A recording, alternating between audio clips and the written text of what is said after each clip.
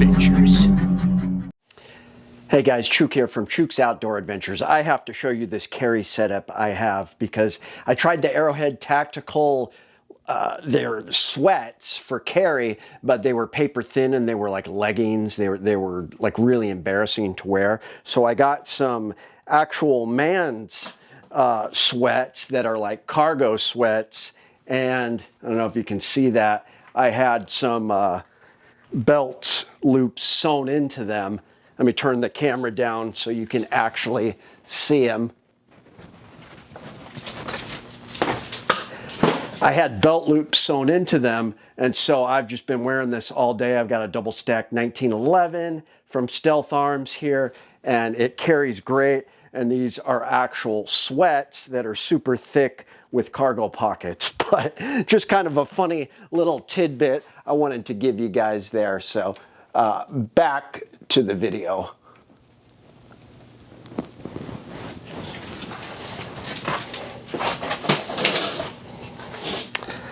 Motherfucker.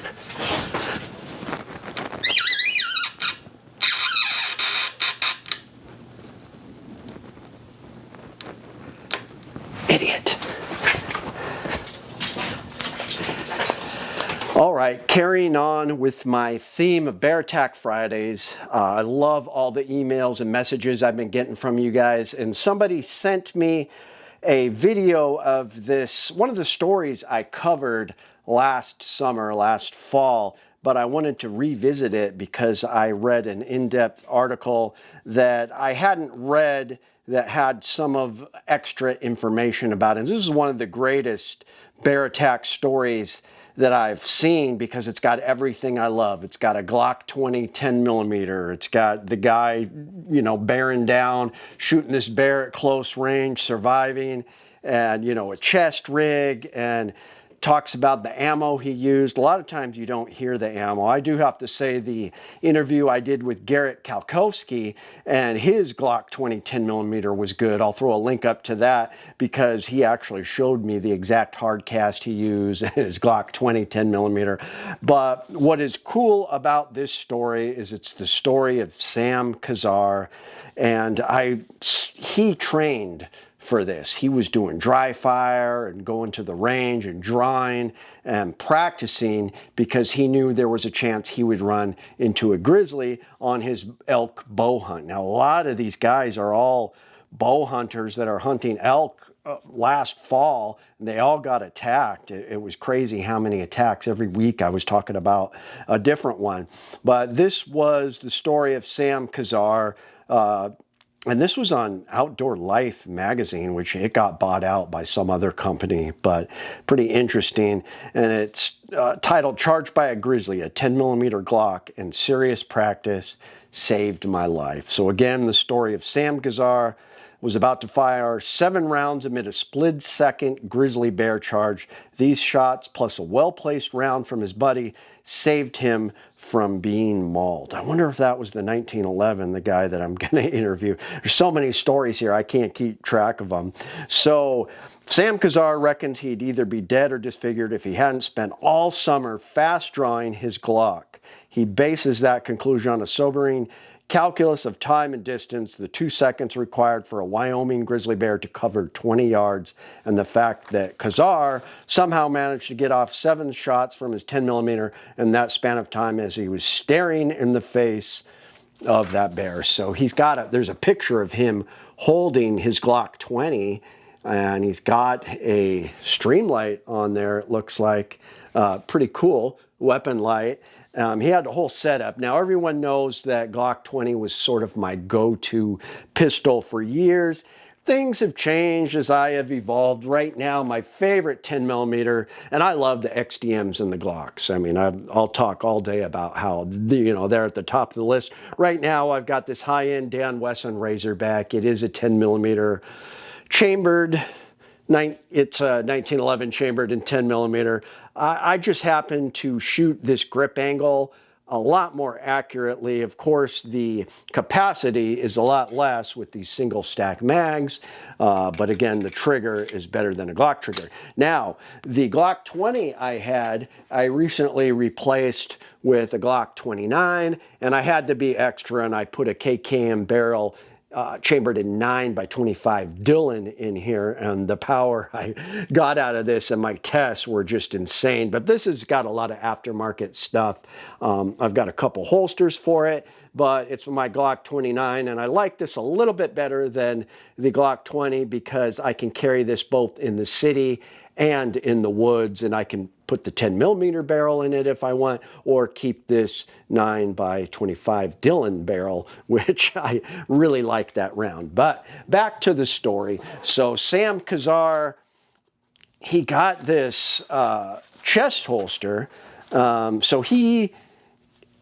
This story occurred while bow hunting elk just outside of Yellowstone National Park last September. He's not especially surprised at his own capabilities because he was preparing for it. He's an arborist, so he cuts the top off trees, climbs trees, and so he's very into preparation and gear and that kind of thing. That probably helped him too. So he lives near Sioux Falls, South Dakota, and he traveled to Wyoming, I believe, for this bow hunt.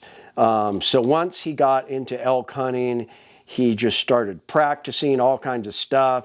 And he went to Shields and bought a Glock Model 20 and 10mm because that is what I researched to be the best overall choice in bear country. Maybe he watched some of my videos. I've been talking about that being the best choice for years. Who knows?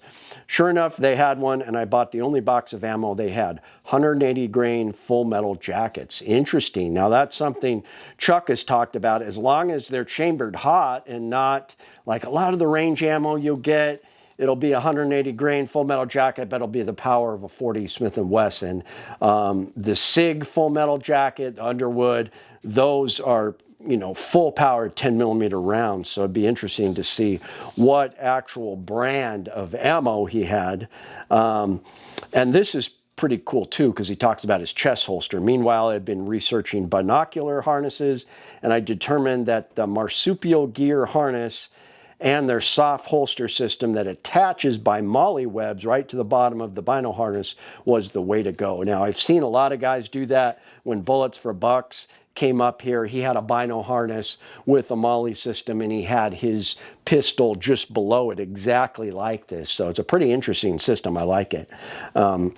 I could have had a right-hand draw on my belly, which I had read was way preferable to having a gun on your hip or in your pack. So, and he's got a picture of that marsupial gear bino harness. Very cool. It's got molly, and you can connect a holster to the bottom of that. From that moment on, I treated that pistol the same way I do my bow. I shot it every day or every other day, and I practiced with purpose. I'd go down to my little room, put my chest rig on, pick a spot on the wall, and I just practice drawing, practice getting my grip, and practice obtaining my target. I do dozens of reps of those drills, and I'd make sure the weapon was clear and dry fired it another dozen times. Then I'd come back the next day or 2 days later and do it all over again. I did that all summer long, along with shooting my bow. That is what saved his life. He talks about the muscle memory. He was practicing drawing and dry firing that Glock 20. And so when, you know, his adrenaline kicked in and it was time to face down that bear, he did not, you know, pause. He just drew and started shooting that bear. So I've been talking about pepper spray for years. I've got a can of pepper spray somewhere here, but I'm not against pepper spray. Me and Chuck will literally carry pepper spray on us on our hikes and our bear hunts, but we also have firearms, and we prefer firearms, but it's nice to have both, because I always tell the story of my uncle who, you know, a black bear was slowly walking at him on this trail. 20 yards away, he blew a big cloud of pepper spray, and it just turned and, started walking away. Didn't like it. But all these stories of attacks at close range, pepper spray does not do the trick. We had 2 accounts in Alaska where a black bear blew right through a cloud of pepper spray. One of these accounts, he ate a biologist that was working on this mine up in the interior. This was a few years ago. Big cloud of bear spray. The bear blew right through it, ate the woman. So I'm not a big believer in bear spray when you compare it to a firearm. So in this story, at one point, his buddy deployed bear spray, fired the bear spray, and guess what? The cloud went right back into his face, didn't even touch the bear. He talked about how it was the ultimate fail of bear spray. So there you go. I mean, it doesn't always happen. Maybe some of the times bear spray would work. This time it did not, and it backfired. And if he was by himself and he did that with bear spray, that could have been catastrophic. I mean, that is scary. So he talks about going into this opening. They both yelled bear. There was a bunch of rustling. And the next thing he realizes, he has his bow in his left hand and his pistol in his right hand. He doesn't even remember drawing his pistol. It's that muscle memory. As soon as I realized I'm in that position, out from the trees, out comes the bear. He realized it might be a buff charge and decided to put a round at its feet to scare it. Pulled up and shot right at its feet. And he immediately realized, no, this bear's coming for me. This bear's charging straight at me. And so he talks about, if you're a dog person and you know this, if you're playing fetch with your dog and they're super riled up and they're running straight at you with their head forward and their feet way out in front, that's what he said it was like. This bear was just coming straight at him, not a bluff charge. So his mind was processing this. He immediately started rattling off rounds as quickly as he could at center mass. That's a great job. So I shot the first time at the ground, then I got 7 more shots off. And as I'm going through those 7 shots, I see the fur ripple on the bear at least twice, so I know I hit it. 6 or 7 shot, I realize I'm falling backwards. And he was really aware in the moment. I'm sure it seemed like slow motion at the time. His feet flipped up and he realized that he might shoot his foot. Now, people don't realize, but that's a thing. It's very common. Kim Woodsman, that my dad knows personally from Homer, Alaska, was across the bay. Brown bear charged him. He blew his big toe off, or one of his toes off, shot his foot, falling back, firing his Glock 20. He killed a charging grizzly bear, or in this case it was a brown bear, with his Glock 20, but he also shot his foot. Now, this guy realized that was about to happen, and he changed his position and purposely brought the pistol up so he would not shoot his foot, because that is something that happens. It's pretty interesting. So anyways, the bear ends up dying. They hear it just moaning. Well, no, his buddy shot it. So the buddy at that point blows pepper spray out. It goes 3 or 4 feet and comes right back into his buddy's face. Never reached the bear. He gets sprayed in the face. He then somehow drew his weapon and fired 2 shots at the bear. His first shot is right as the bear is on its front legs, about ready to jump on me. He hit it in the chest.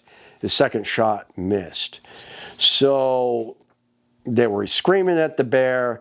It finally gets on his haunches and walks back to the trees, and then it starts doing that death moan. I don't know if you've ever heard a bear doing a death moan, but it is chilling. It is an awful sound to hear. They kind of do this screaming moan before they die. It's pretty chilling. It'll chill you to your bone. So he had never heard one before, and they were hearing it. It spooked him. They took off. Then the wardens came, and he was initially pretty upset because they were doing this federal investigation because the grizzly bear's an endangered species, so they had to, grill him. They ended up being pretty cool, and they got the whole story, and, he didn't get in trouble. They said he couldn't talk about it on social media or anything until the investigation was over. And it ended up being okay for him because he told the truth, and that's what happened. So practice with purpose, muscle memory, do your dry fire practice. This is a great story. Know your gear. There's a picture of him with his marsupial gear, bino harness with the Glock 20 10 millimeter. So big fan of 10 millimeter. Great story. Thanks for tuning in. I'll have another pistol video up in the morning, a test that you guys will like. Thanks for tuning in. It's Chuke, your friend in the field. My name is Chuke.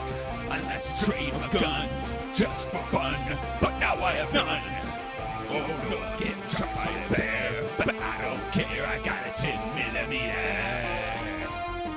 Chuke's Outdoor Adventures. Watch you go die every time.